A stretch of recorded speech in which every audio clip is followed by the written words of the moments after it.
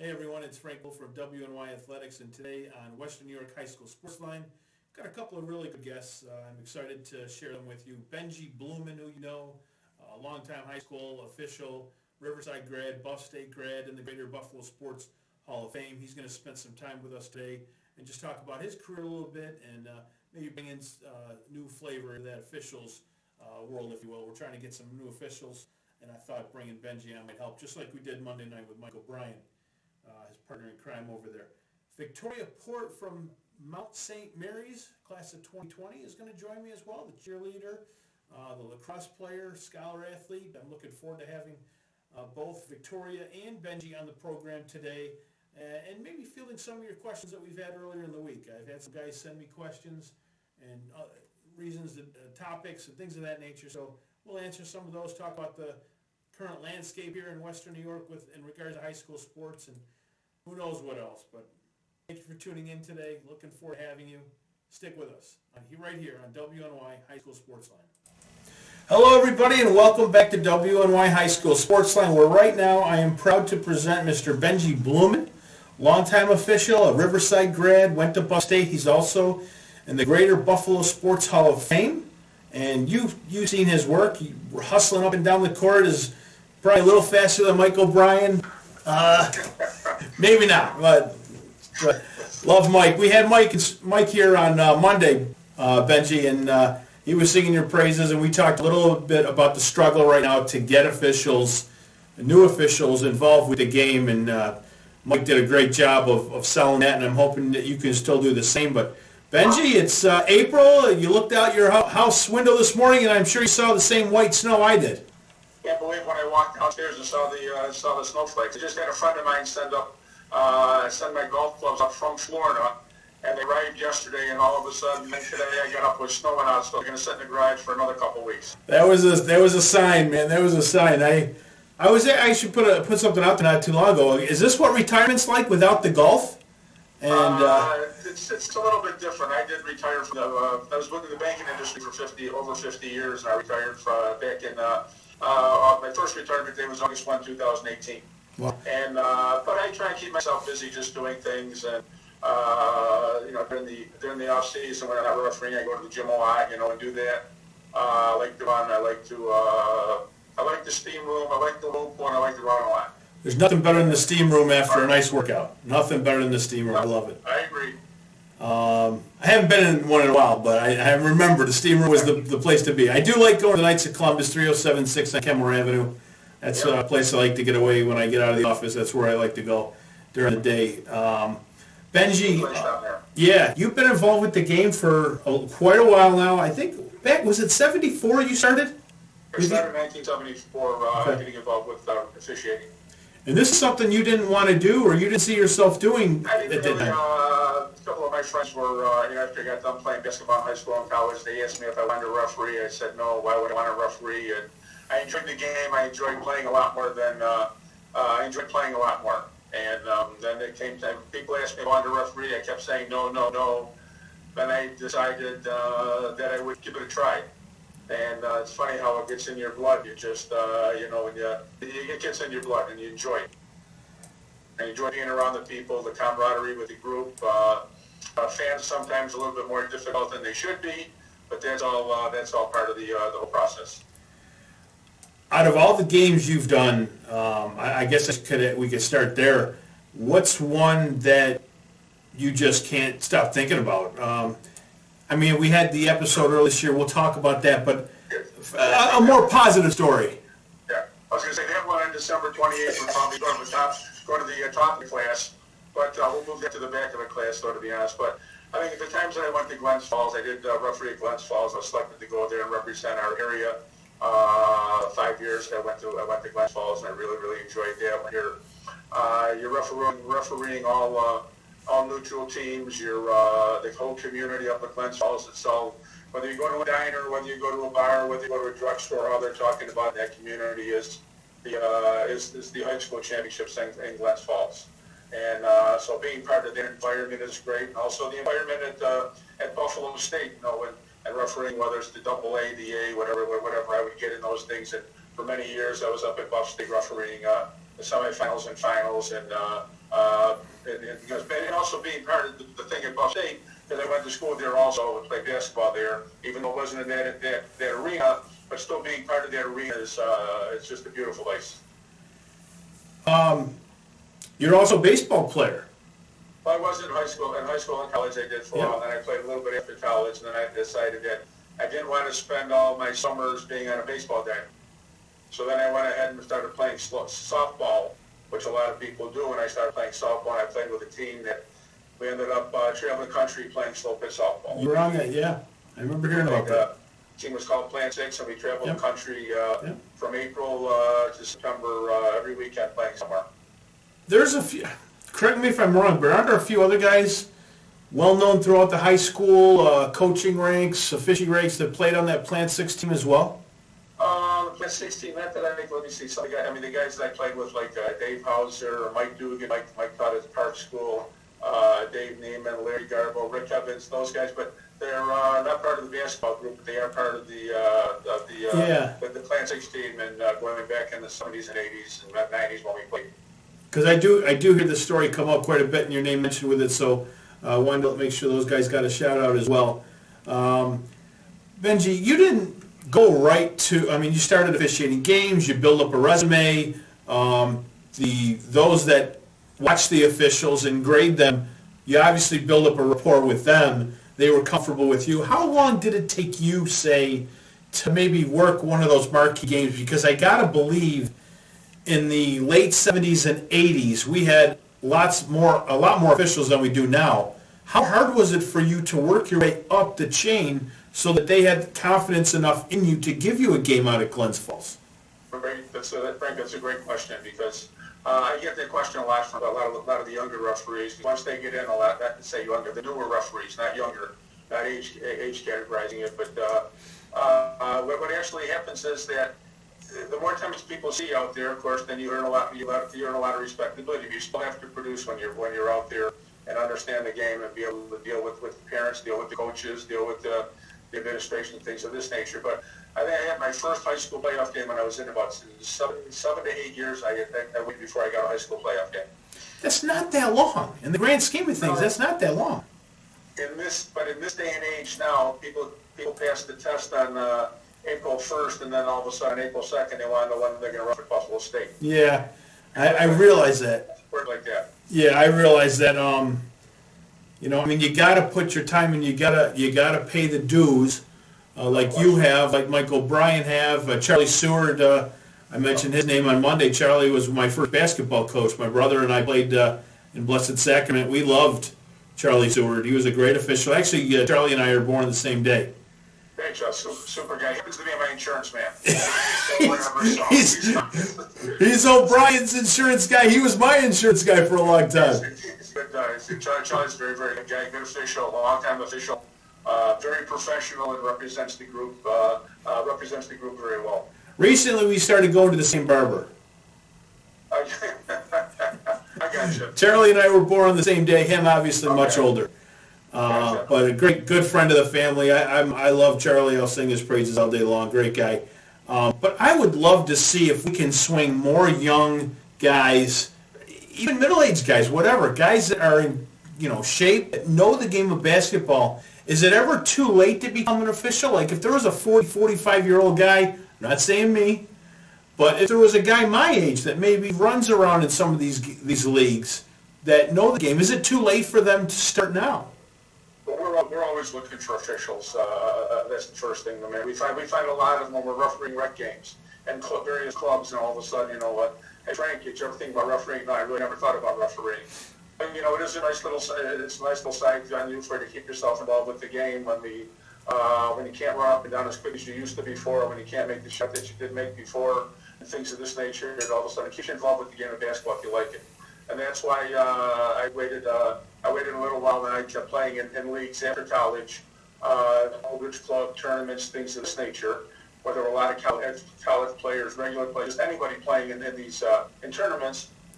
Before I decided to give basketball a chance, and Bob Miskey, who is a longtime member of our group, he's in the Greater Buffalo Sports Hall of Fame, and Bob was a former baseball scout for the Dodgers, the Yankees, various teams. And he kept asking me if I wanted to get involved, and I kept saying no. And then one day I decided to say, yeah, I'll take the test, and then we started. It was 1974, and we started from there. And then from there, it just moved up, and there's a lot of people that start in the beginning, and then after a while, if they're part of it, they don't like it. They don't like to travel. Every game there gets not going to be in your home territory, right next door to you. You're going to have to get in the car and drive somewhere. You're going to get home 9, 10 o'clock at night. Get up and go to your regular job the next morning, and then get up and go to a basketball game right after work. But as Mike has stated, it's been fulfilling. I think it's been great. It's got me involved with the game for a very, very long time, and the game doesn't get it does. I would like to say it gets easier the more you do it, but sometimes too, the higher up you move, you do start to get harder games versus maybe a little bit of the younger kids, the freshmen, the JV, and so on. And then you start to get selected to do the harder games, and the harder games are great. Yeah, you got to have a lot of support at home though too to do that. Well, I was just going to say that the big thing you need to is you need the support of your significant other. Okay, that's a big part of it because you are gone a lot. You leave in the morning and to go to work, go from your regular job to referee, get home 10, 11 o'clock at night, depending where you're refereeing, high school or college or doing whatever. And all of a sudden, it's kind of like you go to bed, you get up the next morning, you're gone again. And nowadays, we find it's a lot of the wives now. Families have two people working, and they got the women, their significant others, they have their careers. And I think it's very important. I think it's very, very important because if you don't have a significant other that understands it, it can get to be. We've lost a lot of referees because of that, where they just dropped out because their wives weren't happy with it that they were gone so much. Yeah, and you got to be able to appreciate that, Benjy. One of the questions I wanted to ask you: do you notice more females coming out to become officials as well? And how hard is it for a woman to be accepted into officiating in a men's basketball game? Well, I think if you look now, you watch the NBA, you watch the NFL, you see a lot of them have females now doing the games. I don't think I've seen a female NHL person yet official, but I know in the NBA and the NFL that there are some. But the group that we're part of does the boys basketball. Okay, we do all the boys basketball games for Section 6. Okay, we have 3 or 4 female members in our group. Okay, and they get assignments the same as Frank would or Benjy would or Mike O'Brien would. Okay, and they get assignments. I think they got more accepted in 2020 years ago. Okay, but I think they have the ability to work their way up. We just had a young lady recently by the name of Dorothy Jones. She was part of our high school group. Dorothy recently got in the Greater Buffalo Sports Hall of Fame last year. Dorothy does the boys games, does girls games, did college games, did boys junior college games. Okay, but Dorothy is a very, very, very, very good qualified official, and she has worked her way up. She's very, very good. And now, the thing that a lot of people don't understand is our group does the boys basketball games. There is another group that Mike Deludo is president of, and Mike is and they do all the women's games in high school around the area. Benjy, I would like to go back to your time at Riverside and Buff State a little bit. You were inducted into the Greater Buffalo Sports Hall of Fame 2016. Yes, sir. What was it you think that, you can go through your career, but what was it that got the attention of the committee, and what was it you think that really stood out and was mostly responsible for you becoming inducted and enshrined into the Buffalo Greater Sports Hall of Fame? Tough question. Well, first, I think playing local basketball, high school and college here in Wilson State does help to where your name does get out a little bit. At Riverside, I did make all high my senior year. I went on to play Buffalo State. Had a successful college career at Buff State. I was co-captain on the Elkos and over there, and we got to we were the first team in Buffalo State history to go to the NCAAs. Our senior year, we were co-captains. Junior year, we went to an NAIA tournament when Buffalo State was not NCAA. I think that in looking at things with my past, I think that I was lucky enough that I did a lot of different things, because I wasn't in college, I wasn't a leading scorer, I wasn't a rebounder, I wasn't this, I was just a guy that just hustled all over the place. And I used to run a lot, and that's what, and I think that, playing different sports, like I played basketball, I played baseball in high school and college. After that, I went on to continue playing softball for a team that, not just playing in bar leagues, but traveling around the country, leaving on a Friday afternoon or Friday night and going somewhere, going to Virginia, going to Florida. We went to Alabama, we went to Hutchinson, Kansas. We actually went to all those places to play slope pitch softball. And which is, unfortunately, the game has changed now to where there's not much. The slope pitch softball has kind of died in the Buffalo area. But it's unfortunate for that. But I think that there was a couple things, and just being a community person, I think that helped a little bit too. Benjy, I got to go back to December. If you could just talk a little bit about what happened and how you have recovered since then, and then the support of the community that's rallied behind you since then. Well, first is, Frank, you there? Did I lose you? Nope, I'm here. Okay, okay, what just showed up? Okay, there you go, okay. I lost you for a second. I can't touch these wires. I realize that. Well, I mean, first of all, that was the night that I, during the basketball game in at the 4-minute mark of the basketball game, a guy went down, suffered a heart problem where I had to be revived by a group of people, and the group of people were people that were in attendance at the basketball game watching it. Fans of Williamsville North and fans of Williamsville East. And I can't do anything but thank the people that were involved in saving me that night, because from what I was told, I was not there, okay? That there was questions whether I was gonna make it, and there were a lot of people that got involved in that. From the coaching staff of Williamsville North, to the people that came out of the stands in regards to, Williamsville, the North, some of the parents from Williamsville North came out, parents from Williamsville East, doctors, nurses, came out of the stands and took part in a rescue mission. And it was, at first that was kind of, I kind of told somebody that my basketball career was going to ever end, and that was my last basketball game. That's probably not how I wanted to have it end, okay, and something like that. But then after that, when I came home after being in the hospital for a week and having a couple stitches fitted and things, procedures done, the cards, the phone calls, the text messages, I mean, the people that, not to go through the list of people, but the people that were involved with the whole thing, there's nothing but a thank you can go to those people, because they saved my life that night.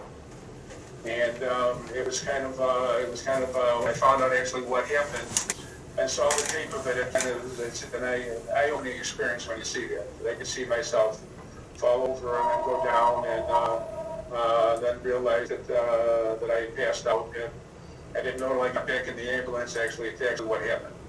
And but the doctors that were there, the doctors that came out of the stands, the parents that came out of the stands, the nurses, Dr. New, his wife Heidi, Dr. Ogra, these people that were just all part of the staff, they really saved my life that night. And there were tons of people. The coaching staff at Williamsville North was important, because right away Billy Gorman saw me go down, the assistant for North, and he pointed at Chuck, and Chuck ran, and Chuck said his first job was always to get the defibrillator, and that's what they just did right away.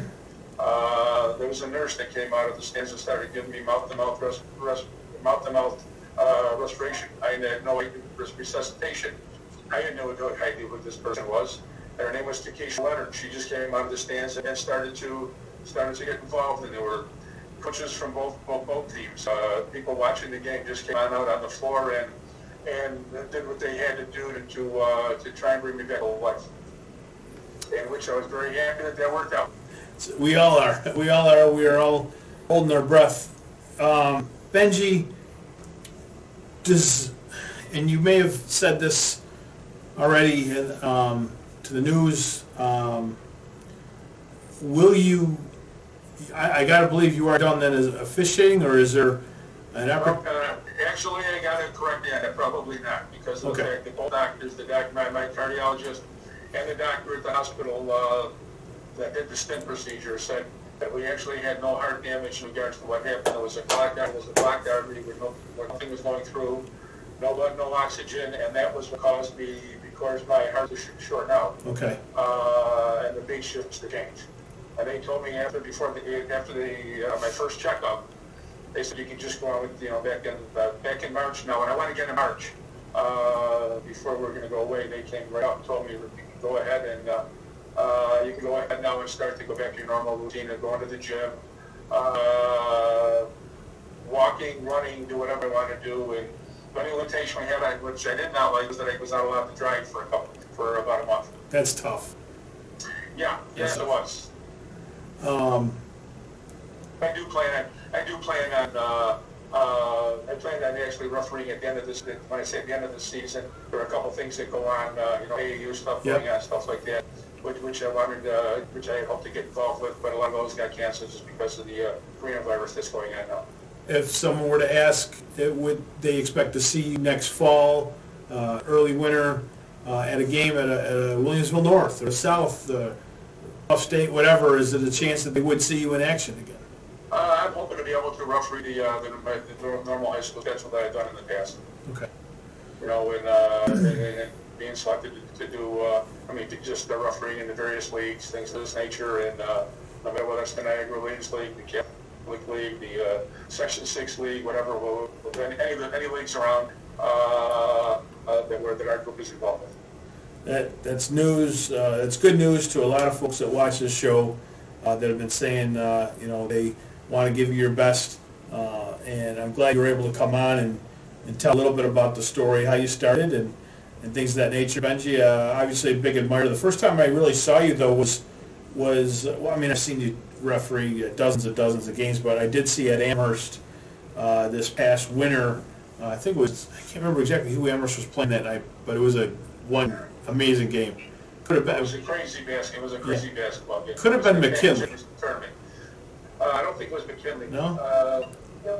Yeah. I think it was at Amherst, Williamsville North that night. No. No. Amherst. Yeah, I remember because that was It was part of that. Was it all science? They're both gonna shoot me for getting it wrong. I don't. Middle early college. Yes, it was middle early college. Correct. Okay. Yeah, it was early middle college. And it was city team. Yeah, that was the one of the nights that my wife and myself went to watch a basketball game, because we had been out to one other basketball game prior, and that was over at after the incident happened with me and I got out of the hospital. And then we went over. We never met the people over that saved my life, the Williamsville East. So we just decided to go to a basketball game at Williamsville East. We went there, and we met the people came out of the stands that were involved. I remember that. Yeah.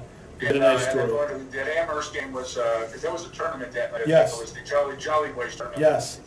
Yeah, but that was I think there was a great crazy basketball game for it. I want to say Amherst won a last-second shot.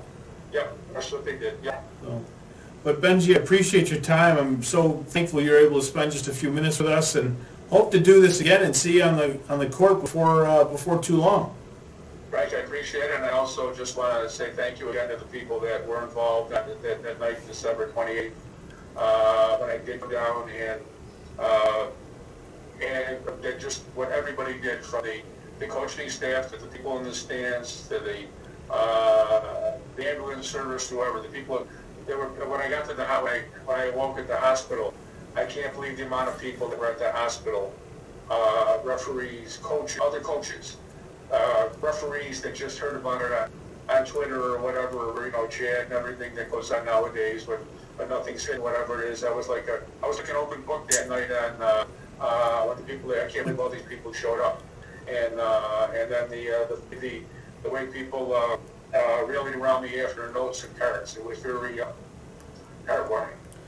I bet it was. Thank you so much, Benjy, for your time, and we look forward to seeing you soon.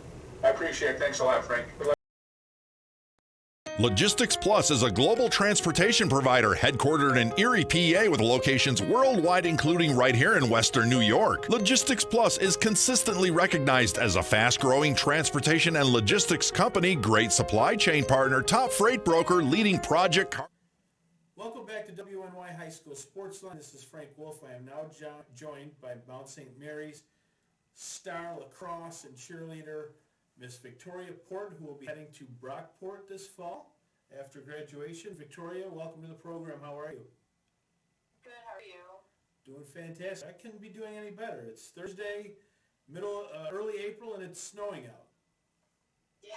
You know, couldn't ask for anything better, but I'm glad you're able to join us, Victoria. I've been going back and forth with you on emails for the last week or so, trying to find the right time to bring you in, and I'm glad we finally got a chance to sit down and talk.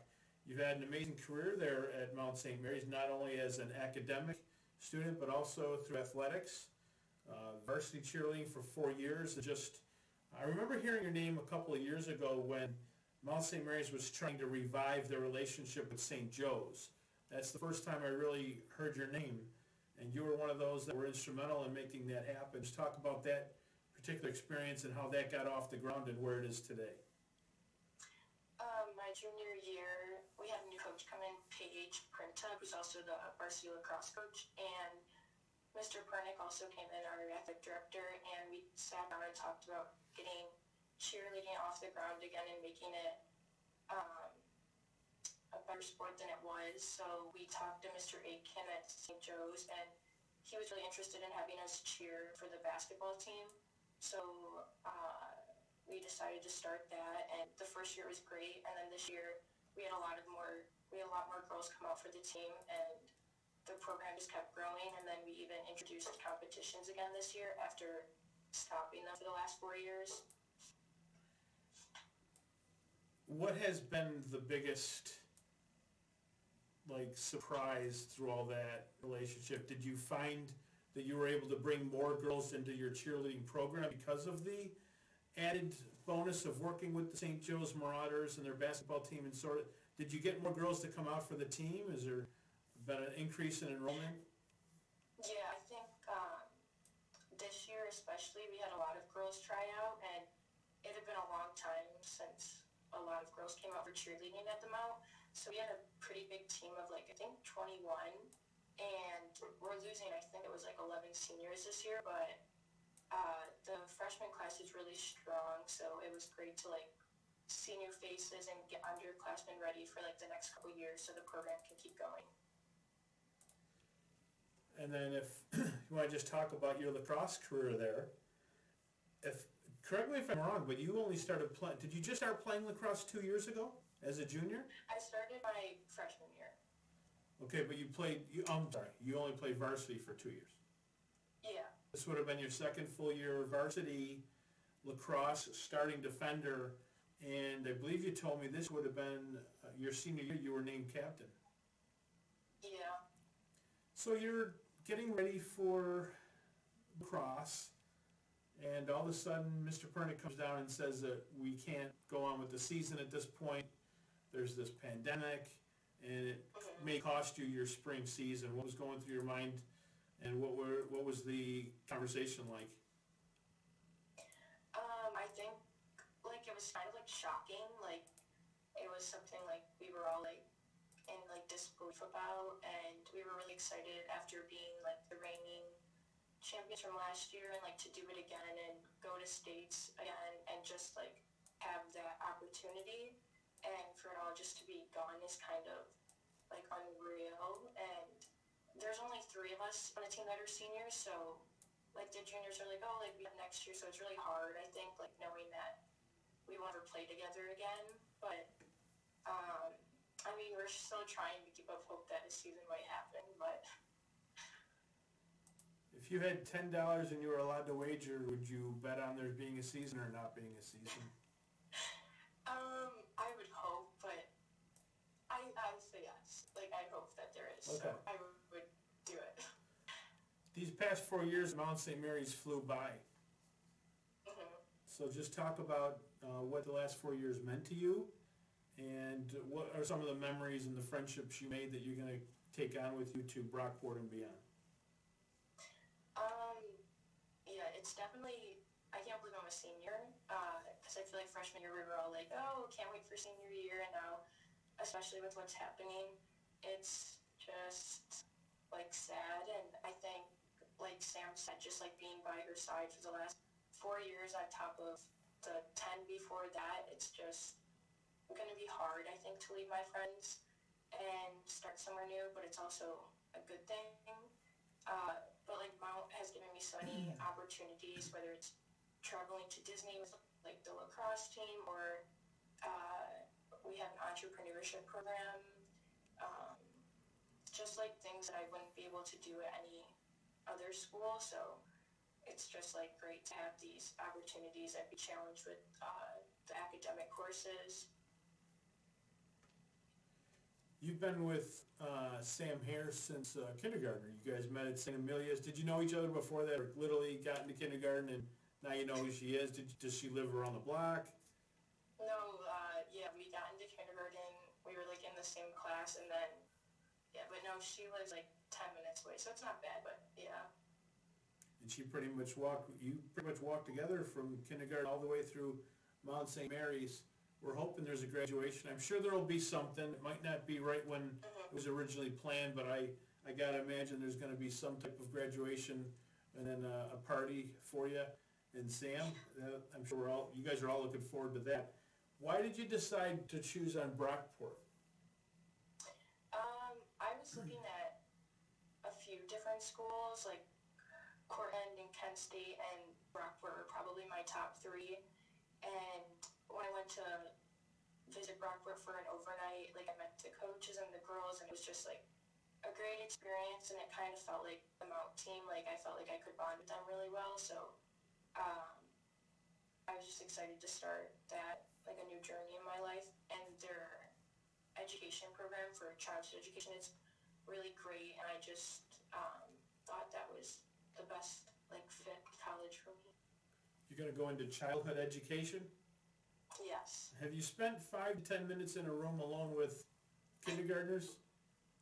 Yeah, I actually coach at my gymnastics place, so Okay. I do like kids. Okay, all right, just checking, because there's a 5-year-old boy at my house that I'd love to drop off for just even 10 minutes. You may change your mind. I doubt it, but you may. But Victoria, you've done a fine job at Mount St. Mary's, represented your school wonderfully these last 4 years, and I'm sure you're going to go on to Brockport and do just as much there as you did at Mount St. Mary's, and hopefully you'll come back and teach in one of these schools in Western New York at some point.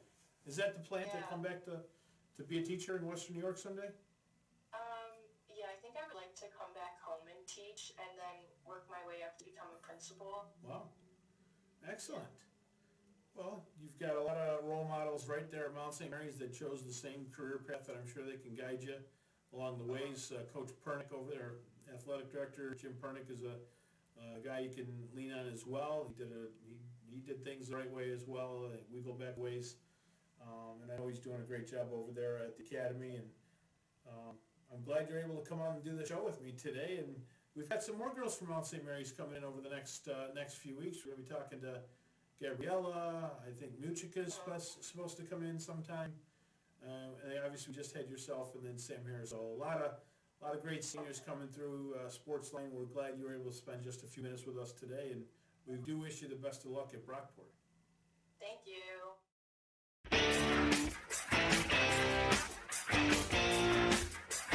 WNYathletics.com is the premier high school sports website in Western New York, providing the best sports coverage of Section 6 and Monsignor Martin leagues.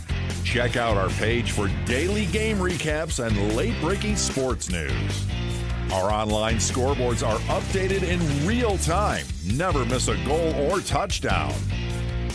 Visit WNYathletics.com today or follow us on Twitter, like us on Facebook, and subscribe to our YouTube.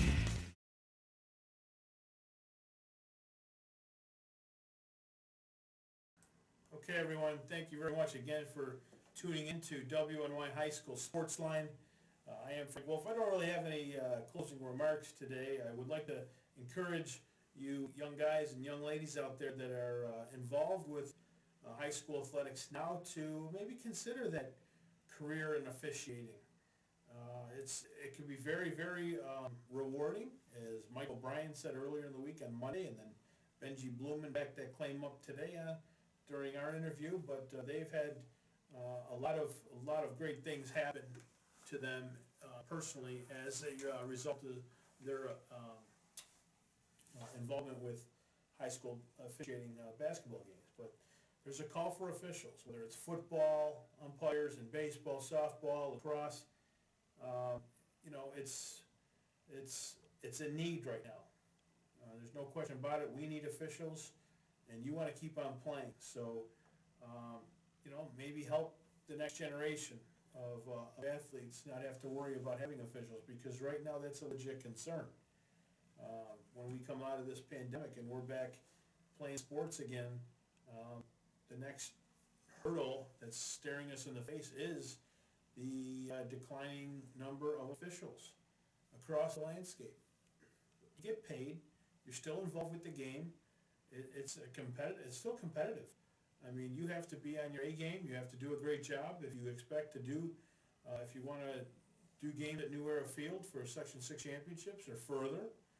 I've seen a lot of officials from Western New York go all the way down to Syracuse. I ran to them this past fall, and it's neat to see. It's neat to see guys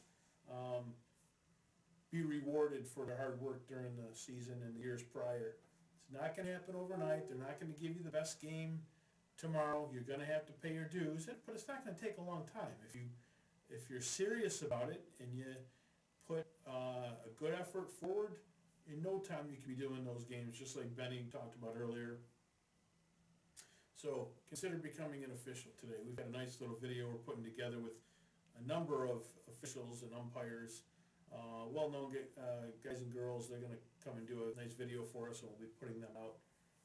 Keep your eye on Twitter, the New York State Public High School, NISFA, for an announcement.